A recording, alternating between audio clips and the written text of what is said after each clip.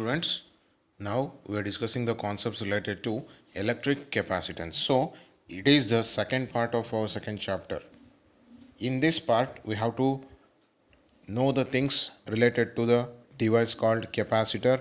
We have to study the capacitance of a capacitor, the pictorial representations of a capacitor. We must derive the expression for capacitance of parallel plate capacitor.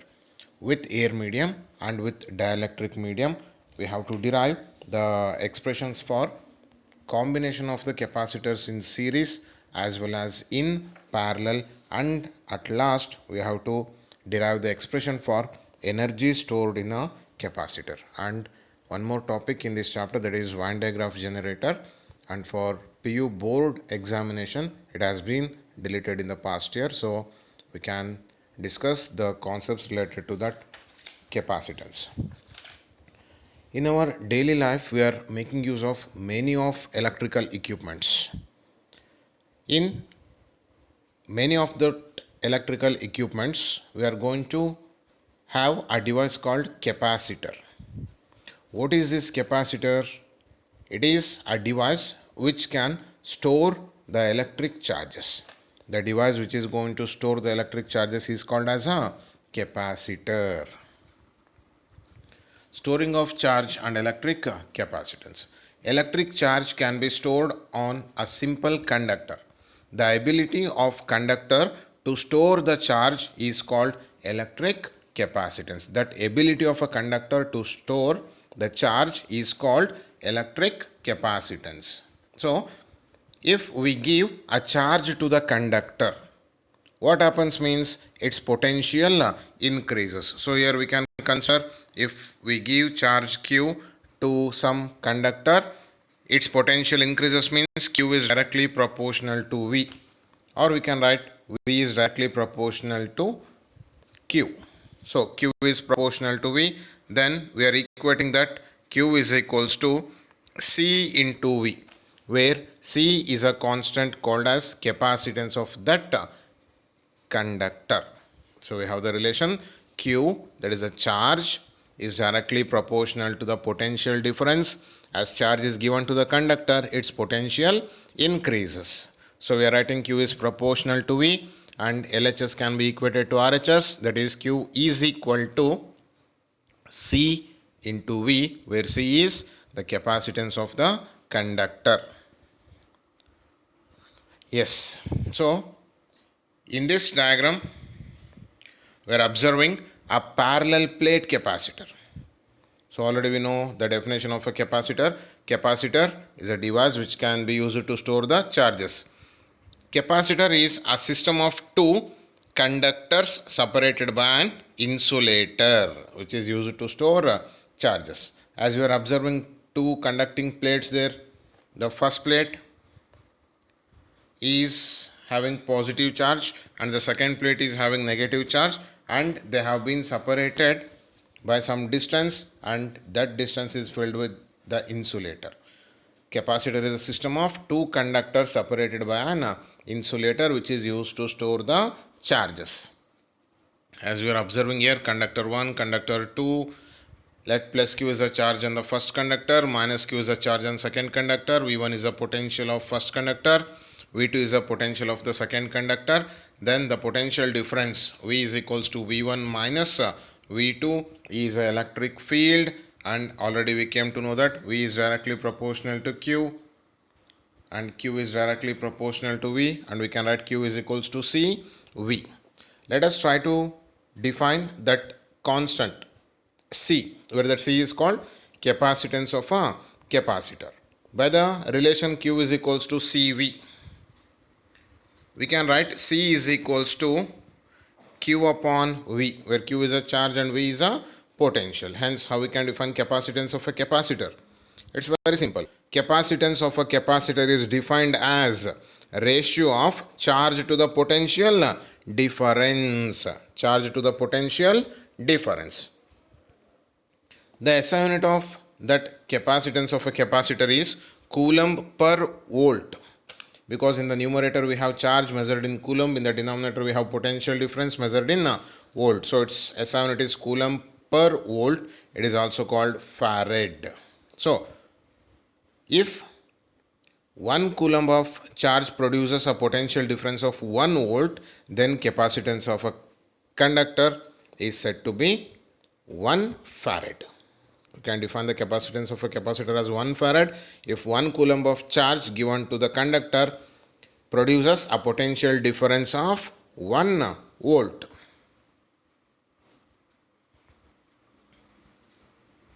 Yes, here we have the representation of a capacitor. How we have to represent a capacitor means the capacitor is represented by two parallel lines. Capacitor can be represented by two parallel lines. So we have fixed capacitor and variable capacitor. So this is the representation of fixed capacitor, and here we have the representation of a variable capacitors in the electrical circuits.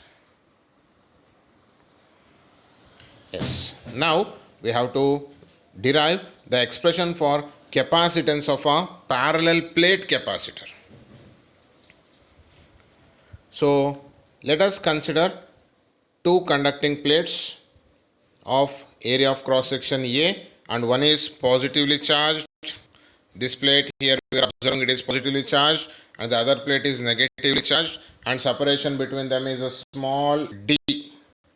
So if the charges are given to that conductor, the charges will be distributed on the surface. So here we are considering sigma, that is surface charge density, that is plus sigma as well as minus sigma. So as we are interested to find the capacitance of a capacitor, see, it is very simple. Just we can remember that we have the formula C is equals to Q upon V. So here we can have the charge Q directly, but we have to get potential difference. In order to get that potential, we have to first think of this electric field, because we know that E is equals to V by D. That means electric field that varies with respect to that potential that can be related as E is equals to minus dV by dr. We have derived that relation. So in general we can consider E is equals to V by D. Yes, let us move on to the derivation part.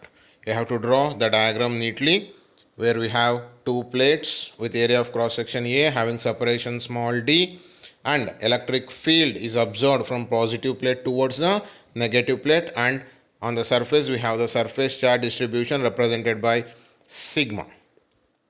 Consider a parallel plate capacitor of capacitance C. Let A is the area of cross section of each plate, and small d is the distance between the plates, and sigma is the surface charge distribution. So in the first chapter, while dealing with the applications of the Gauss law, we have one of the derivation, that is electric field due to uniformly charged infinitely long plane sheet, and the final expression we got E is equals to sigma by 2 epsilon naught, right?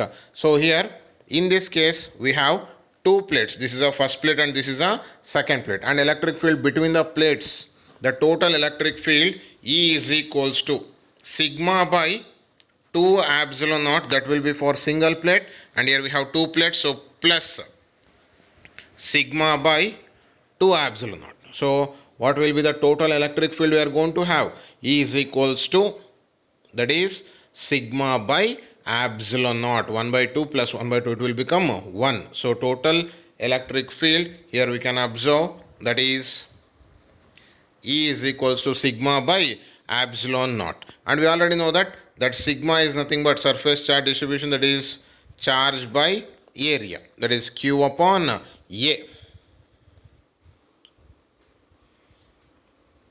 Yes, now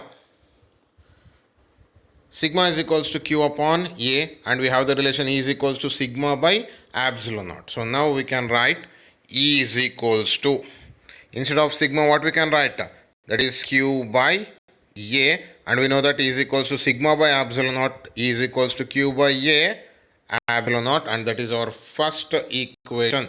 E is equals to Q upon A epsilon naught. The direction of the electric field is from positive plate to the negative plate, and the field is uniform throughout. The capacitance of a capacitor, here we are considering that, is 1 farad if 1 coulomb of charge causes a potential difference of 1 volt, and we already know the relation C is equals to Q upon V. For a uniform field, just we are considering the relation E is equals to V upon D, electric field and electric potential relations. E is equals to V upon D. Then what we can write for V is equals to E into D.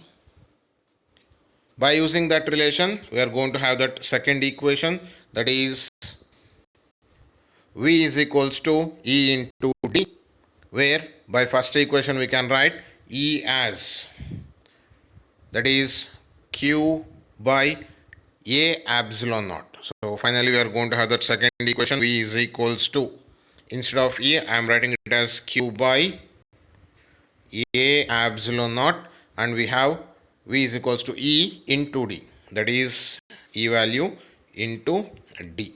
So we got potential V is equals to Q into D upon A epsilon naught. So we got the potential, but our requirement is the capacitance. So the last substitution, we have the relation C is equals to Q upon V. C is equals to Q upon V. By equation number 2, C is equals to Q divided by, what is our second equation? Instead of V, we have to write Q into D divided by A epsilon naught. So Q will get cancel. So that denominator of denominator will goes to numerator, and we got the final expression for capacitance of a parallel plate capacitor. C is equals to A epsilon naught upon D. So this is the expression for capacitance of a parallel plate capacitor with air medium. That is very important, because we are going to have two derivations. The questions will be similar.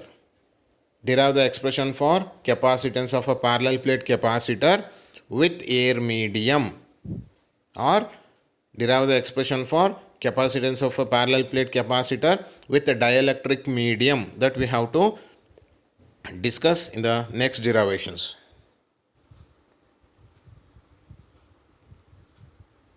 So quickly observe that expression for capacitance of parallel plate capacitor with air medium. Just we are finding the electric field, and we are going to have E is equals to sigma by epsilon naught. We are considering that sigma, that is Q upon A, and we are going to have the first equation, and the second equation, just we are relating that electric field and potential, V is equals to E into D, and finally we are using the capacitance formula, C is equals to Q upon V, and finally capacitance of a parallel plate capacitor with air medium, C is equals to A epsilon naught upon D, where A is the area of cross section of the each plate and small d is the separation between the plates. Let us move on to the next derivation, that is the expression for capacitance of parallel plate capacitor with dielectric medium. Yes, so here is our derivation, the expression for the capacitance of parallel plate capacitor with the dielectric. Observe the difference in the diagram. So in the previous diagram we don't have any medium between the plates, but here we have placed some slab, that is dielectric slab. So in the last video we discussed that dielectric, when placed in the electric field, it undergoes polarization, and because of that polarization it will oppose the applied external electric field. So in this derivation we have to remember that the applied electric field will be reduced or decreased. Why? Because the dielectric placed in the electric field, here we are observing the dielectric slab is placed in the electric field, and the dielectric undergoes polarization and it produces internal field that will oppose the applied external field, and we studied that electric field inside the conductor is 0. So the electric field will be reduced, and the derivation, here we have to consider the decreased electric field. This is the thing we have to remember, and that makes the differentiation between the two derivations. Let us observe this clearly. So The diagram is almost similar to that of the previous diagram, but we have to introduce the slab between the parallel plates. The description part: consider a parallel plate capacitor of capacitance C. Let A is the area of cross section, D is the separation between them, and the surface charge distribution sigma.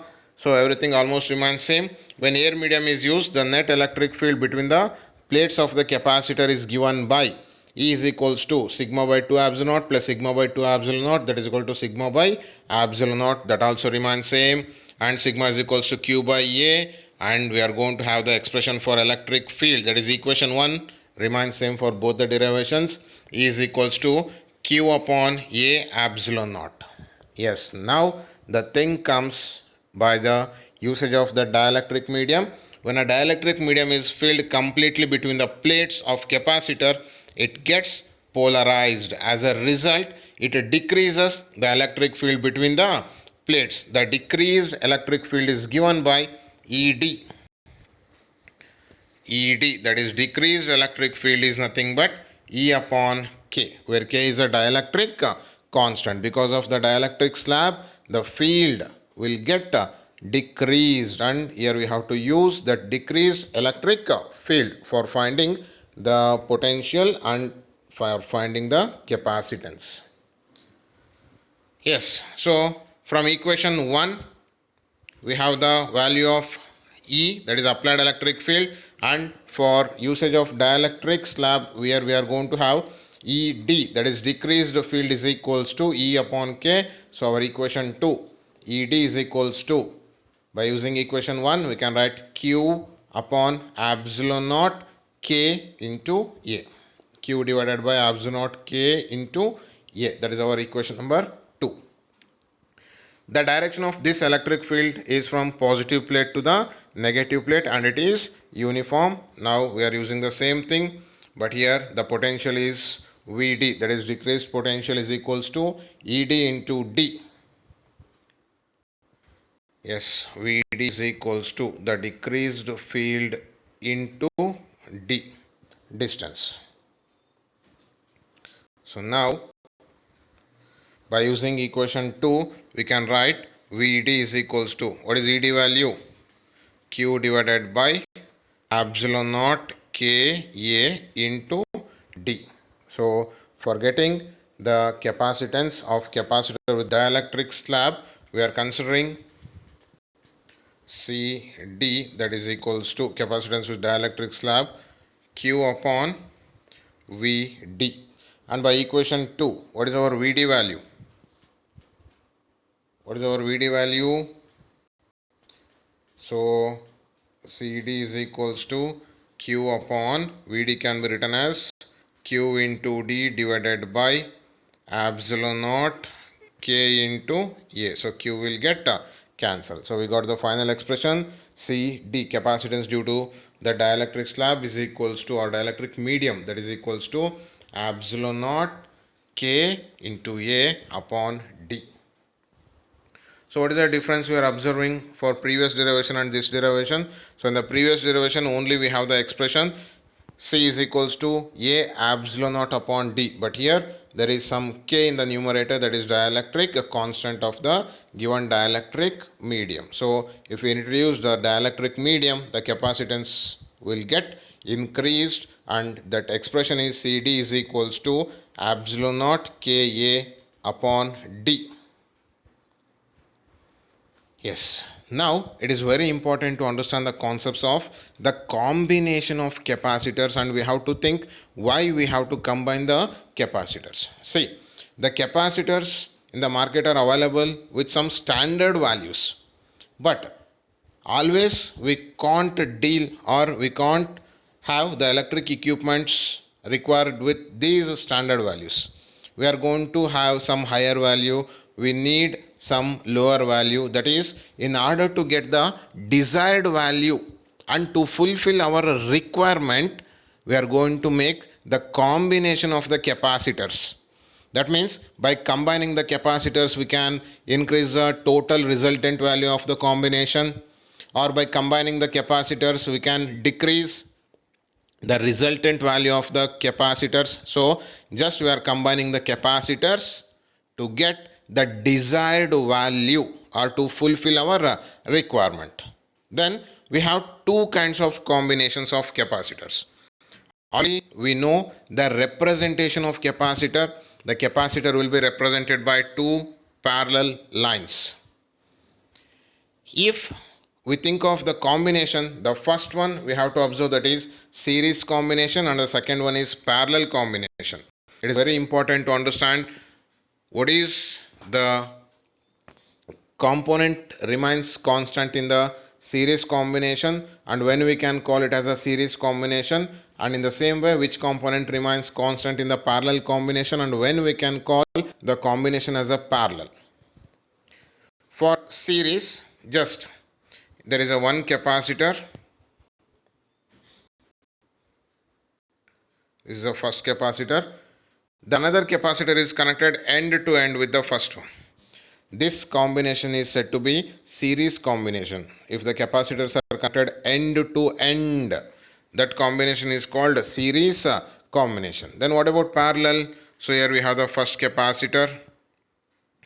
Here we have the second capacitor. Here we can connect one more. So this kind of combination is called parallel and this combination is called series. End to end connection is called series combination and connecting between the common terminals. So these terminals remains the same. That is called parallel combination. So in series, the charge remains the same. In parallel, the potential remains the same. Very important. Please remember this in series and in parallel combinations. Yes, series combination, that is the first kind of combination. Two or more capacitors are said to be connected in series if they are connected end to end such that which component remains same? The charge stored on each capacitor is same. Then the net potential difference across the combination is equal to the sum of potential difference across the each capacitor. So for example, here we have the first capacitor, second capacitor, third. So V1 is the first capacitor potential, V2 is the potential difference across the second, V3 is the potential difference across the third. So the net potential will be V1 plus V2 plus V3, but the charge for all the capacitors remain same since they are connected in series. Let us have the derivation for series combination. This is very important. Please try to understand this thoroughly. And it's very simple, nothing to worry about that. The question will be like this. Arrive the expression for equivalent capacitance of capacitors connected in series. First try to understand the meaning of that equivalent. See, equivalent means it is a single capacitor. Equivalent is a single capacitor which can produce the same effect as the combination. That means what about the resultant of these three? That value can be produced by the single capacitor, then it is said to be the equivalent capacitor. So here we have to arrive the expression for equivalent capacitance of capacitors connected in series, and here we are considering two capacitors. Let's observe the diagram. So we have two capacitors. Let us consider them as C1, C2. They are connected to some battery. So how they are connected? In series, right? So which component remains same? Charge remains same. So which is a variable? Potential difference is a variable. So V1 is the potential across first capacitor and V2 is the potential across the second capacitor. Total potential will be V. So first think of the combination. Later we can think of the equivalent circuit. Here we can consider this as an equivalent circuit which produces the same effect. Consider two capacitors of capacitance C1 and C2 connected in series as shown. Let Q be the charge on each capacitor which remains same. Let V1 and V2 be the potential difference across C1 and C2 respectively. Very simple things, just we are representing the diagram, that's it. The net potential difference across the combination is, so now we have to get the net potential difference. So the net potential difference V is equals to V1 plus V2. By the relations, we know that V is equals to Q by C. So what we can write for V1, as charge is same, so Q is remains same. V1 is equals to Q by C1, where C1 is the capacitance of the first capacitor.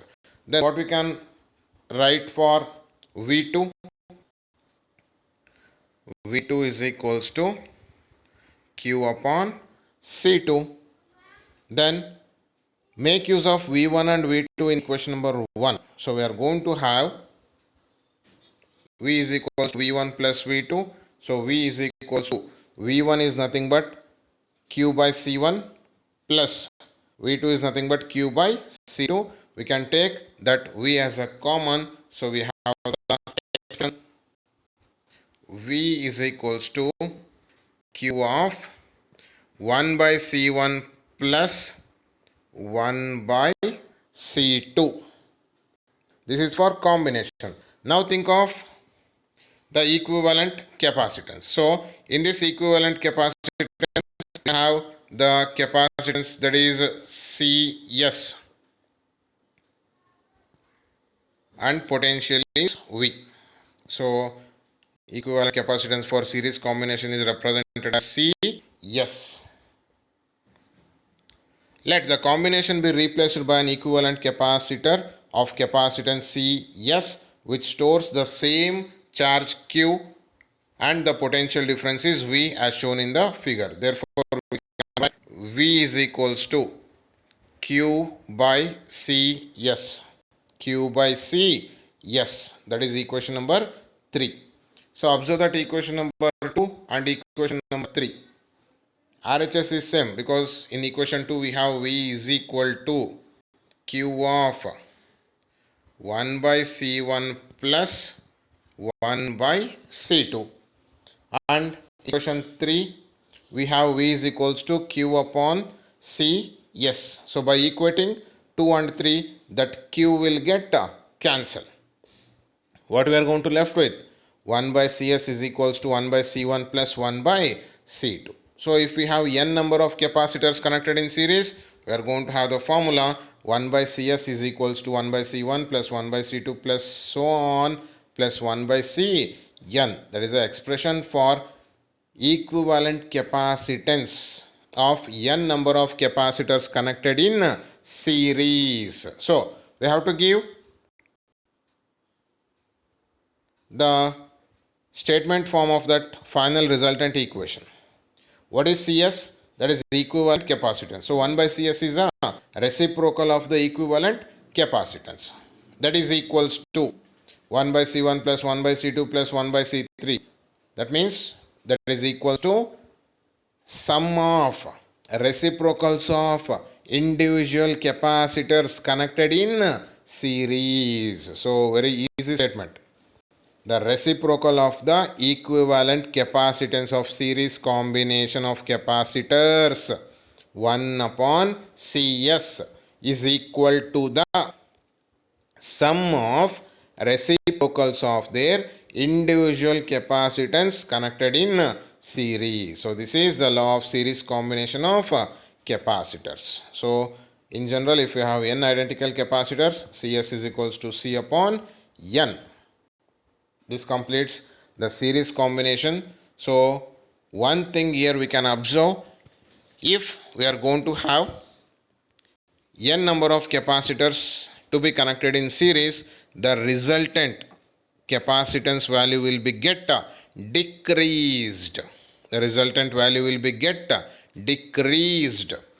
Then we left with the parallel combination. So what may happen in the parallel combination? If you want to increase the value of the capacitance by combining the capacitors, they must be connected in parallel. If we want to decrease the resultant capacitance of the combination, then they must be connected in series. As we just observed, if you are going to connect them in series, the resultant value of the capacitance will be decreased. Let us move on to the parallel combination.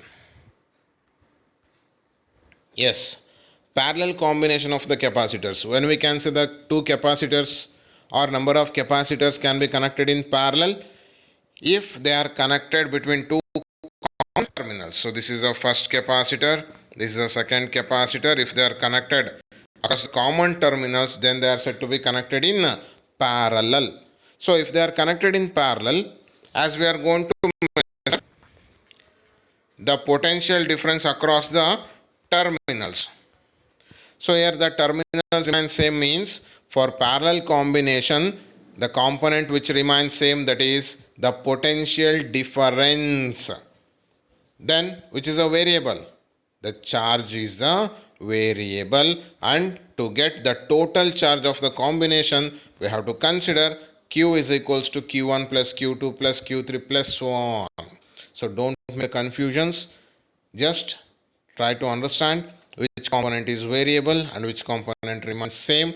Then think of the variable that must be the equivalent value of the variable must be equals to the algebraic sum of the individual. So here the charge is variable, the net charge Q is equal to Q1 plus Q2 plus Q3 plus so on. Let us move on to the derivation. Yes, it is also one of the important derivations.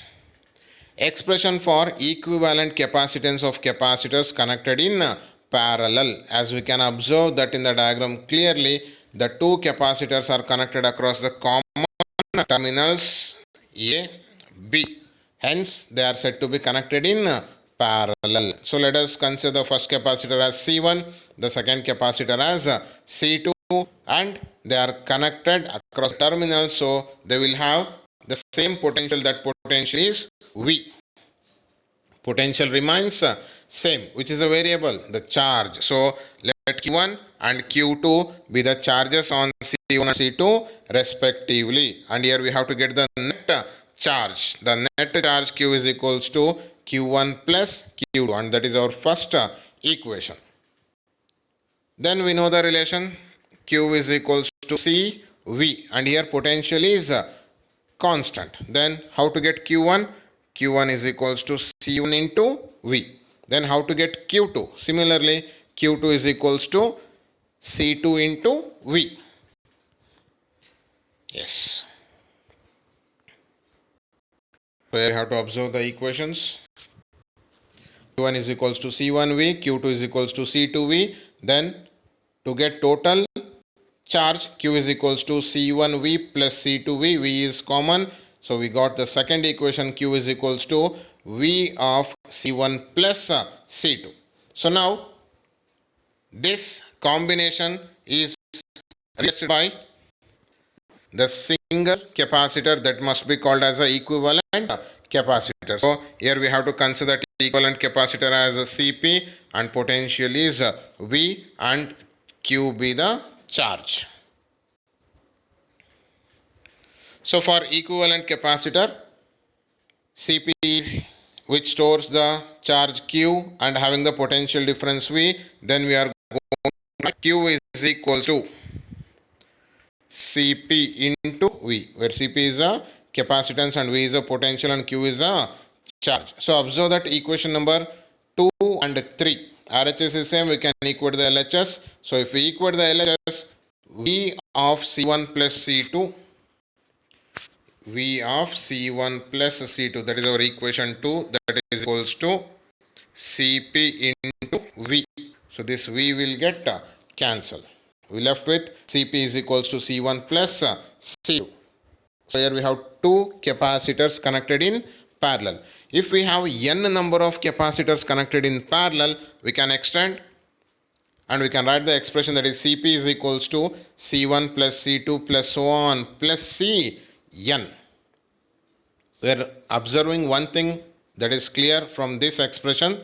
If we have the individual capacitance values, to increase the combination value, we have to connect them in parallel. the equivalent capacitance of the parallel combination of capacitors, that is CP. What that CP stands for? Equivalent capacitance of parallel combination of capacitors is equal to which component? Is equal to the sum of individual capacitance. This is called the law of parallel combination of capacitors. And at last, we have to move on to the concepts of energy stored in a capacitor. There is the last concepts, because we are not going to discuss this Van de Graaff's generator, as that part will be deleted. So let us move on to the last part of this topic, that is expression for energy stored in a capacitor. In the diagram, we are observing the two plates. One is a positively charged, the other one is negatively charged. So this is positively charged plate, this is negatively charged plate, having some potential differences between them. So if we are going to transfer charge from one plate to another plate, obviously we need to do some work. So in this case, this is the direction of electric field. In order to transfer the charge from negative to positive plate, we have to do some work. As we are transferring the positive charge, that second plate will acquire negative charge, isn't it? So we have to transfer the positive charge from second plate to the first plate. Yes, let us move on to the derivation part. Consider a capacitor of capacitance C. Initially, let its plates are uncharged. So both are uncharged or neutral. Let a positive charge be transferred from second plate to the first plate bit by bit. That means we are transferring the charges from second plate to first plate, that is positive charge, in small quantities. In this process, external work has to be done. Obviously, because if we transfer the first charge, then the first charge will oppose the movement of the next charge. So that needs to be done some work. Initially, we are transferring the charge Q dash. What is the charge initially? Q dash. Then potential will be V dash is equals to Q dash upon C. V dash is equals to Q dash upon C. So for transferring this small charge, we are doing that small work. Then that small work dW is equals to potential difference into charge. So here potential difference is V dash and the charge is dQ dash. So for transferring a small charge dQ dash from second plate to first plate, which produces a potential difference of V dash, then by the known formula, the small work done dW is equals to V dash into dQ dash. What is V dash? V dash is nothing but Q dash upon C. Therefore, here we are going to have the relation dW is equals to, instead of V dash, what we can write? Q dash by C into dQ dash. That is our second equation, and that second equation gives the small amount of work done in transferring the charge from second plate to the first plate. Now we are continuously transferring the charges. So we are doing some work. In order to get the total work, we have to make use of the integration. So which is a variable here? Charge is a variable. So initially it is chargeless and finally it is going to acquire the charge Q. Therefore, limits for the variable, that is from 0 to Q. Here charge is a variable. Initially there is no charge, means 0. Finally the total charge acquired is Q. Therefore, the total work done is obtained by integrating dW between the limits 0 to Q. So here we are considering W is equals to integration of dW from where to where? That is charge Q is equals to 0 to Q is equals to Q. That is final charge. Understand this? Then W is equal to integration from 0 to Q. What we can write for dW is Q dash by C into dQ dash. As we already know that C is constant, so we are writing that 1 by C outside. What we left with? We just left with Q dash into dQ dash. In the next step,